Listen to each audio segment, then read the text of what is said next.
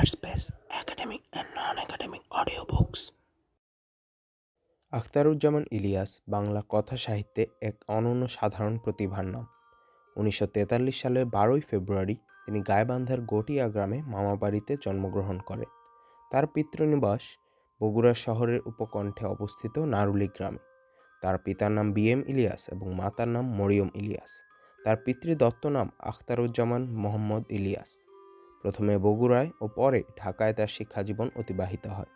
তিনি ঢাকা বিশ্ববিদ্যালয় থেকে স্নাতক ও স্নাতকোত্তর ডিগ্রি লাভ করেন। কর্মজীবনে তিনি ছিলেন সরকারি কলেজের বাংলা বিষয়ের অধ্যাপক। বাংলাদেশের কথা সাহিত্যে আখতারুজ্জামান ইলিয়াস একজন অগ্রগণ্য ব্যক্তিত্ব।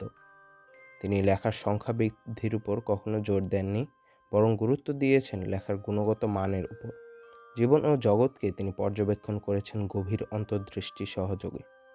দেশের ইতিহাস, ঐতিহ্য, সংস্কৃতি, রাজনীতি, অর্থনীতি, দারিদ্র্য, শোষণ, বঞ্চনা প্রভৃতি বিষয়কে করেছেন সাহিত্যের অন্তর্ভুক্ত। মানুষের জীবনকে সামগ্রিকভাবে অনুধাবন করতে চেয়েছেন এই সব কিছুর পরিপ্রেক্ষিতেই। মানুষের পরম সূক্ষ্ম মনস্তাত্ত্বিক প্রান্তসমূহ উন্মোচনেও তার রয়েছে গভীর দক্ষতা। তার 5টি ছোট গল্প গ্রন্থে সংকলিত আছে মাত্র 28টি গল্প। এছাড়া রয়েছে 2টি উপন্যাস ও একটি প্রবন্ধ সংকলন।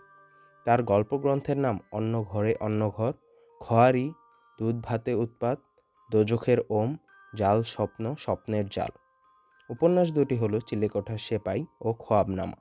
1997 সালের 4 জানুয়ারি ক্যান্সারে আক্রান্ত হয়ে তিনি ঢাকায় মৃত্যুবরণ করেন।